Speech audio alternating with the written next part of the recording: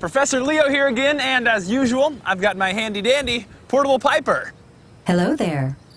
Whoa, oh, no, getting dizzy. Oh, sorry.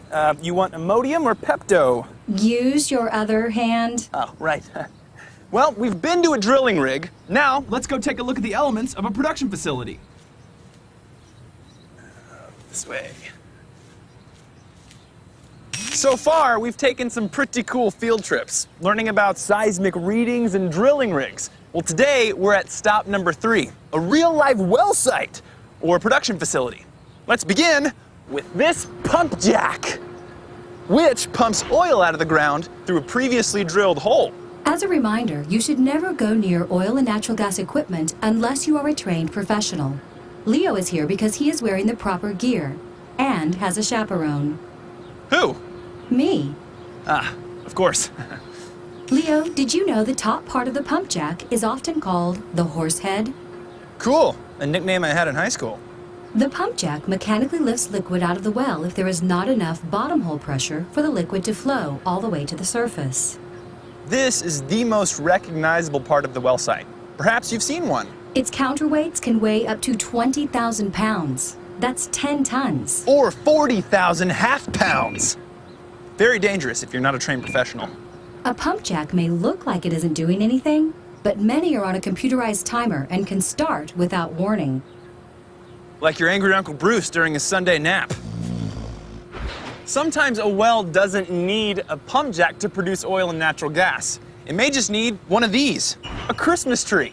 So how do they know? Think back to when we toured the drilling rig. When they found oil, they examined it to determine its properties. Right. Some is light, some dark, some thick, some thinner. The reasons can be anything from geological formation, geography, what plants and animals created the oil. The pressure in the formations can also be different from well to well. So they test it all to know exactly what equipment is needed.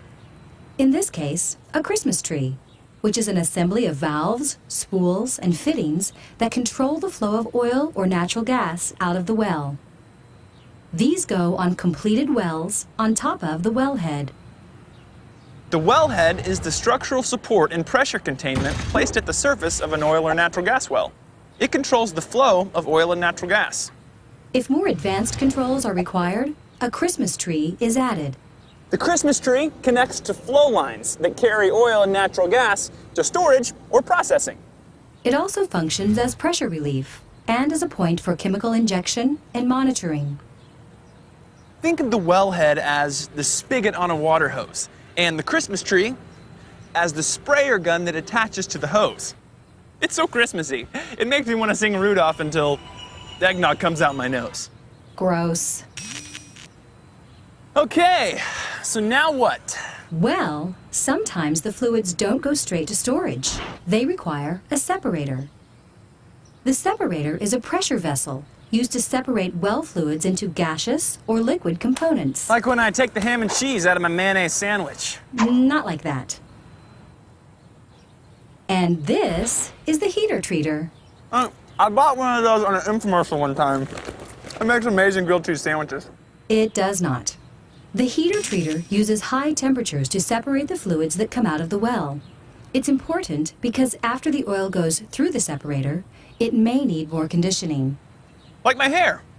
There's no hope for that, Mop. The heater treater gets mega hot, up to 140 degrees. Yowza! Yes, because it has to heat up the oil enough to separate it from the water and other foreign materials. Speaking of batteries, We didn't. Tank batteries are a group of tanks that are connected to collect the fluids from a well. Do you know where the oil is stored, Leo? mason jars in my grandma's basement? Tanks. You're welcome. No, the oil is stored in tanks. Oh, storage tanks. Got it. Storage tanks are cylindrical tanks used to store oil once it is recovered from the well. The water goes to one tank, oil to another, and the natural gas goes to the pipeline. The hatches on these tanks are closed for a reason, to keep the fumes inside where they belong. Also, why I keep my gym bag zipped shut. Storage tanks are also dangerous because the stairs may be slippery for the untrained. Untrained, please. Any idiot knows how to walk upstairs. I rest my case. Sorry. And now our final stop on the well site tour. Gift shop? No, Snack bar? no. Shame. Could really go for a pump jack shaped funnel cake. Sometimes oil is transported by truck. Other times, it is transported through pipelines. Pipelines are the system of tubes that transport recovered oil and natural gas from the well site to the refinery for processing. These pipelines are stretched over long distances, all over the United States. So natural gas produced in the Midwest could be shipped to the East Coast for a cold winter. Pipelines are also the safest way to transport these fuels, making sure we do all we can to protect the environment. Well, our time is coming to a close. Piper and I really appreciate you joining us on this wonderful well site tour. Hey, thanks. Storage tanks? Yes! Turn around. I meant thanks for a great tour. Ah, right. Well, until next time, I'm Leo. And I'm exhausted. Over and out.